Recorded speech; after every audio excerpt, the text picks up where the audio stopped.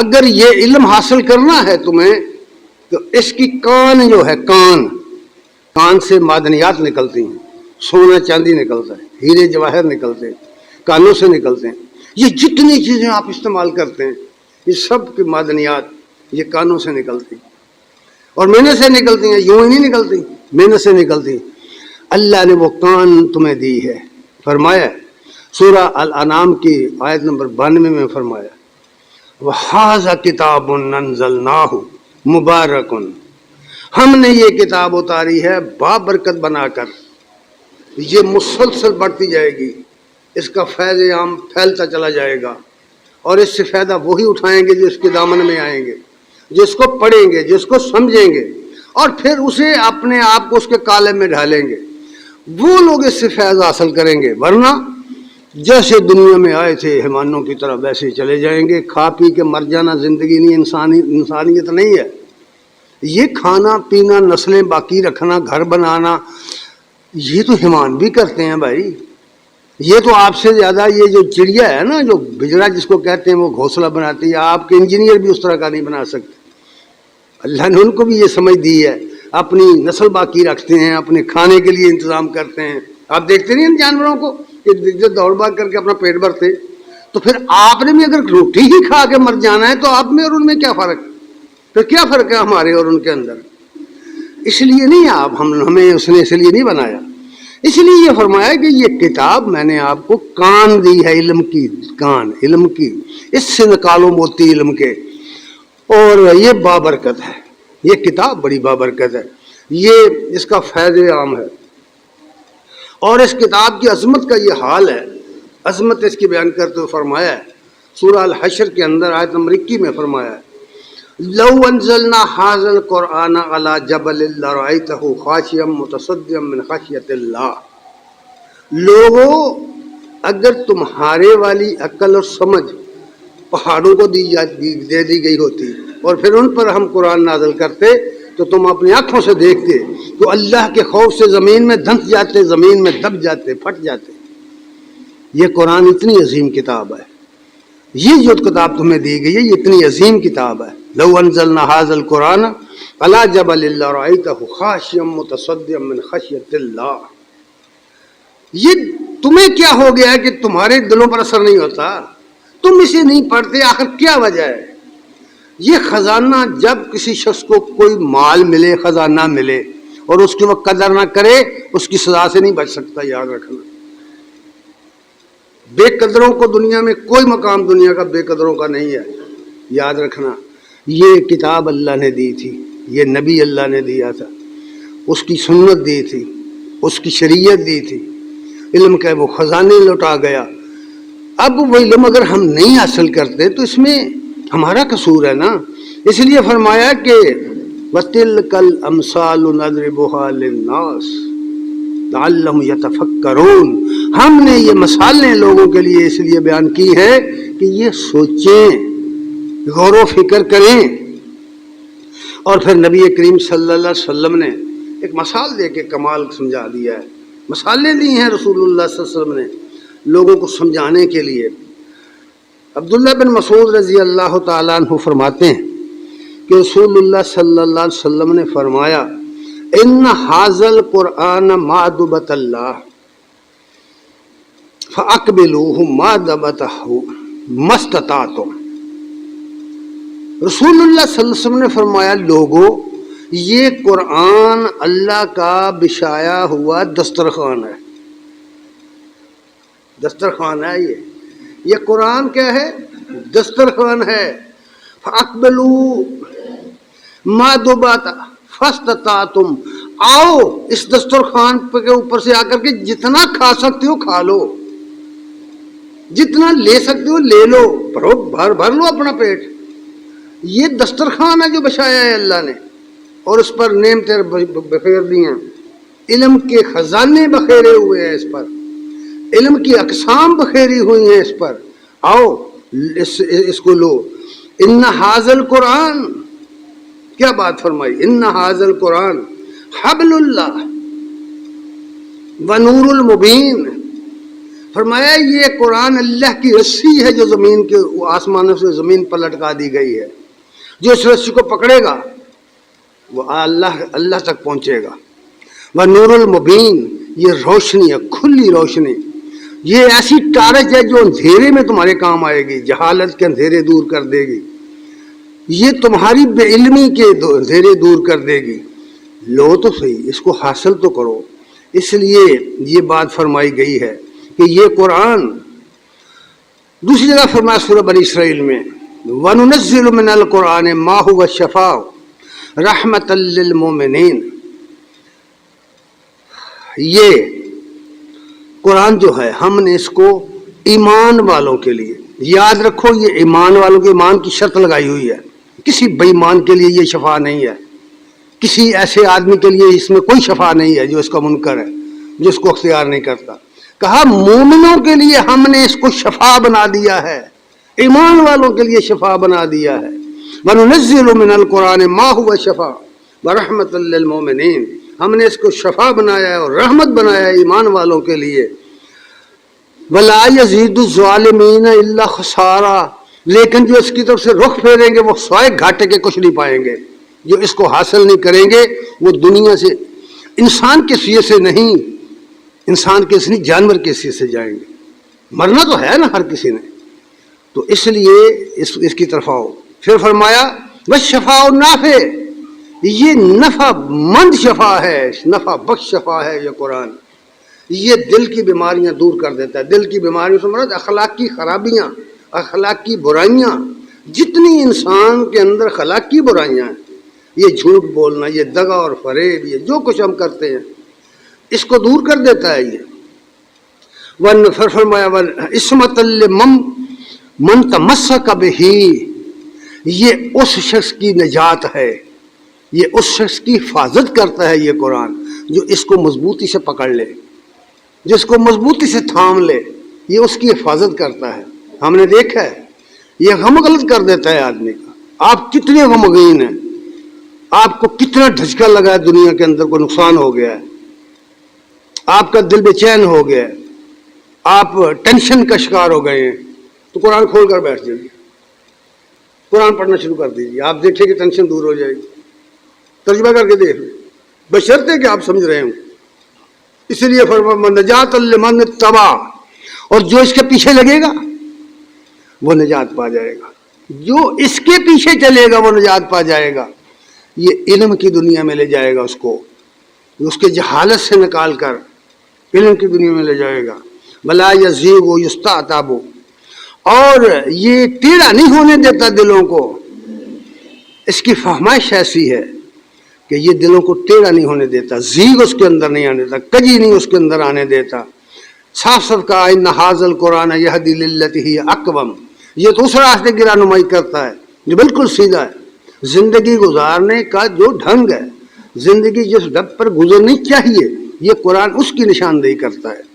پھر فرمایا وَلَا يَعْرُجُ فَيُقَوِّمُ، اور یہ ٹیڑھا نہیں ہے، اس کو پڑھو، یہ بالکل سادی زبان ہے، سادہ قرآن ہے، اس کو سادے کو سمجھو، عام آدمی کو سمجھ آئے گی، اس کو سیدھا کرنے کی ضرورت نہیں پڑتی۔ سادی، جتنی کوئی لیاقت رکھتا ہے، جتنی کوئی صلاحیت رکھتا ہے، جتنی کوئی شخص قابلیت رکھتا ہے، اتنا فیض اس کو دے دیتا ہے۔ جتنا فیض حاصل کرنے کی کسی کے اندر طاقت ہوتی ہے، استطاعت ہوتی ہے، یہ اتنا فیض اس کو دیتا ہے۔ اس سے کوئی شخص بے فیض نہیں ہوتا، فیض کے بغیر نہیں رہتا۔ یہ قرآن کا عجوبہ ہے، اسی لیے فرمایا ہے کہ وَلَا تُنْقَضَ عَجَائِبُهُ، اس کے عجائبات ختم نہیں ہو سکتے۔ وَلَا يَخْلُقُ مِنْ كَثْرَةِ الرَّدِّ تلاوتاً، بار بار بار بار پڑھنے سے یہ پرانا نہیں ہوتا، گہنا نہیں جاتا۔ دنیا کی کوئی اچھی سے ایسی کتاب پڑھ کر آپ دیکھیں، آپ ایک دفعہ پڑھیں، دوسری دفعہ پڑھیں، تیسری دفعہ پڑھیں، آپ اکتا کے پر چھوڑ دیں گے کہ بھائی اس کو کیا کرنا ہے، بار بار نہیں پڑھی جاتی۔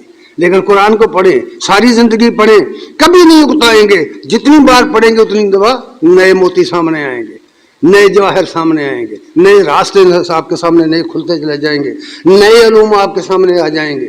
یہ اس طرح کی کتاب ہے، مبارک کتاب ہے، اس لیے فرمایا ہے۔ پھر یہ بھی فرمایا کہ لوگوں، دنیا کی کوئی کتاب ایسی نہیں جس کو پڑھنے کا ثواب ہوتا ہو. یہ بھی میں آپ کو بتا دوں، کوئی کتاب ایسی نہیں، کوئی لکھنے والا مصنف یہ دعویٰ نہیں کر سکتا کہ بھئی جو میری کتاب پڑھے گا اسے ثواب بھی ہوگا. وہ نو، بالکل نہیں ہے. صرف قرآن ایسی کتاب ہے جس کو پڑھو گے تو اس پر ثواب بھی ملے گا. یہ عبادت ہے، اسے پڑھنا بھی عبادت ہے، اس کی تلاوت کرنا بھی عبادت ہے، سمجھ کر، لیکن سمجھ کر. اس لیے نبی صلی اللہ علیہ وسلم نے فرمایا کہ فَإِنَّ اللَّهَ يَأْجُرُكُمْ عَلَىٰ تِلَاوَتِهِ كُلُّ حَرْفٍ 10 حسنات. قرآن واحد کتاب ہے دنیا کی کہ اس کے ایک ایک حرف کو پڑھنے والے کو بھی 10 نیکیاں ملتی ہیں. یہ کتاب ہے، صرف دنیا میں ایک کتاب ہے جس پر نیکیاں ملتی ہیں. اس کو پڑھنے، اس کی تلاوت سے نیکیاں ملتی ہیں. گویا اس کی تلاوت بھی عبادت ہے. تو اس حوالے سے ذرا اس کی طرف آئیے. اور اسی لیے علامہ نے کہا ہے، علامہ اقبال نے یہ کہا ہے، گرم بھی گر تو میخواہی مسلمان زیستن نیست ممکن جذبہ قرآن زیستن. اگر تو دنیا میں مسلمان بن کر جیتا رہنا چاہتا ہے تو قرآن کو سمجھے بغیر تو مسلمان نہیں بن سکتا. گر تو میخواہی مسلمان زیستن نیست ممکن جذبہ قرآن زیستن. تو مسلمان بن کر نہیں جی سکتا جب تک قرآن کو نہیں سمجھے گا. اور اسی لیے اللہ تعالیٰ نے اپنے پیغمبر کے زبان سے یہ بات کہلوائی ہے. نبی کریم صلی اللہ علیہ وسلم فرماتے ہیں، حذیفہ رضی اللہ تعالیٰ عنہ کہتے ہیں رسول اللہ صلی اللہ علیہ وسلم نے فرمایا ان الامانۃ نزلت من السماء فی جذر قلوب رجال. اللہ تعالیٰ نے ایک امانت ہے جو ہر دل کے اندر اتاری ہوئی. امانت ایک موضوع ہے، الگ موضوع ہے. سورہ احزاب کی آخری آیت میں اس کا ذکر آیا ہے. یہ ایک الگ موضوع ہے کہ امانت پر گفتگو کی جائے کہ یہ ہے کیا. بس سادہ لفظ میں یوں سمجھ لیجئے کہ دنیا کے اندر جو زمین کے اوپر مخلوقات پائی جاتی ہیں ان میں صرف ایک مخلوق ہے، وہ انسان ہے جس کو اللہ تعالیٰ نے اختیار دیا ہے اور اقتدار دیا ہے. آپ چاہیں تو اسی منٹ میں اٹھ کر چلے جائیں، جا سکتے ہیں. آپ کوئی نہ روک سکتا. آپ اپنے اختیار سے آئے ہیں نا، اور آپ کو اقتدار دیا ہوا ہے. اگر گھر والے ہو، بچوں والے ہو تو تمہارے گھر پر اختیار دیا ہوا ہے. اگر تم حکمران ہو تو ریت پر اختیار دیا ہوا ہے. اگر تم کچھ بھی نہیں اکیلے ہو تو تمہیں تمہارے جسم پر اختیار دیا ہوا ہے. یہی تو بات کہی کہ ہر مسلمان، ہر شخص رائی ہے، ہر شخص بادشاہ ہے، اور اس کو اس کی ریت کے بارے میں پوچھا جائے گا اس کو کہ تو نے اپنی ریت کے کیا حکم دیا تھا. کھول کھول کے یہ باتیں بیان کی گئی ہیں. اس لیے فرمایا کہ اللہ تعالیٰ نے ایک امانت ہے جو بندوں کے دل میں اتاری ہوئی ہے. منازل القرآن، اور قرآن بھی نازل کیا تاکہ اس امانت کو سمجھو تو کیا امانت ہے اور اس کا استعمال تم نے کیسے کرنا ہے. نزل القرآن فقرؤوا القرآن وعلموا من السنہ. اس قرآن کو پڑھو اور سنت کا علم حاصل کرو. یہ بات کہی، اور سنت کا علم حاصل کرو. یہ جو بات ہے کہ آج ہماری حالت جو خراب ہو گئی امت کی، بسیط امت، ایک ایک فرد کو چیک کر کے آپ دیکھیں، آپ کو سمجھ آ جائے گی کہ اصل حقیقت کیا ہے، ہماری بربادی کے اسباب کیا ہیں. عبداللہ بن عمر رضی اللہ تعالیٰ عنہ بیان کرتے ہیں کہ رسول اللہ صلی اللہ علیہ وسلم نے فرمایا، لوگو ان هذه القلوب تصدع كما يصدع الحديد اذا اصابه الماء. یہ دل جو ہے یہ بھی زنگ آلود ہو جاتے ہیں جیسے لوہے کو پانی لگے تو وہ زنگ آلود ہو جاتا ہے. کیا کہا؟ دل زنگ آلود ہو جاتے ہیں، نصیحت نہیں قبول کرتے. دل کے کانوں کی کھڑکی جو ہے نا، اس کے اندر سے دل میں جاتی ہے بات. اگر کوئی شخص دل کان بند کر کے بیٹھا ہے، چاہے جو مرضی سناؤ، کچھ بھی نہیں فائدہ ہوگا کہ اس نے اپنے دل میں اترنے نہیں دی وہ بات. اسی لیے کہا کہ زنگ آلود ہے ایسے آدمی کا دل. فرمایا لوگوں دل جو ہیں ان هذه القلوب تصدع كما يصدع الحديد اذا اصابه الماء. لوہے کو جب پانی لگتا ہے تو اسے زنگ لگ جاتا ہے، اس طرح دل بھی زنگ آلود ہو جاتے ہیں. قیل یا رسول اللہ وما جلاؤھا، پوچھنے والوں نے پوچھا یا رسول اللہ ان کو چمکائیں کیسے, زنگ کیسے اتاریں؟ زنگ دل زنگ آلود ہو گیا ہے, وہ نصیحت کی بات سننے کو تیار ہی نہیں ہے, وہ عقل کی بات سننے کو تیار ہی نہیں ہے. فرمایا اس کو ٹھیک کیسے کریں, اس کو چمکائیں کیسے؟ 2 باتیں بتائیں, 2 گولیاں دی ہیں, 2 گولیاں کھاؤ, صبح شام کھاؤ, دیکھو دل صاف ہوتا ہے یا نہیں ہوتا. فرمایا قول کثرت ذکر الموت, موت کو کثرت کے ساتھ یاد رکھ, ہر وقت موت یاد رکھ, یہ تیرے کندھوں پہ بیٹھی ہے, سائے کی طرح تیرے ساتھ لگی ہوئی ہے. تو کیا سمجھتا ہے کہ پتہ نہیں بڑا ٹائم ہے, ابھی تو میں نے بوڑھا ہونا ہے پھر مرنا نہیں, اس طرح کی کوئی بات نہیں ہے. اس لیے فرمایا قال ذکر الموت کثرت ذکر الموت, موت کو کثرت سے یاد کر, و تلاوت القرآن, اور قرآن پڑھ, قرآن سمجھ کے پڑھ. اور تلاوت کا مفہوم یہ نہیں ہوتا کہ رٹے رٹائی چیزیں پڑھنا, تلاوت کے تو معنی ہی پیچھے پیچھے چلنے کے ہوتے ہیں, یعنی پیروی کرنے کے ہوتے ہیں, پیچھے چلو. اس لیے جب ہم نے یہ بات چھوڑی, بحثیت امت ہم نے اس کو چھوڑ دیا. آج امت کی جو حالت ہے, تو مراکش سے لے کر ملائیشیا تک دیکھو اس امت کا حال, تمہیں نظر آئے گا کہ یہ امت کدھر جا رہی ہے. تو آج میڈیا کا زمانہ ہے, ہر شخص جانتا ہے کہ مختلف قومیں, مختلف لوگ کن حالات سے گزر رہے ہیں, کیوں گزر رہے ہیں. لوگ شکایت کرتے ہیں یہ کیوں ہو گیا, وہ کیوں ہو گیا. سنو, علامہ صاحب نے ایک بات کہی, اے چو شبنم برزمی افطندائی, اے چو شبنم برزمی افطندائی, گھر بغل داری کتاب زندائی.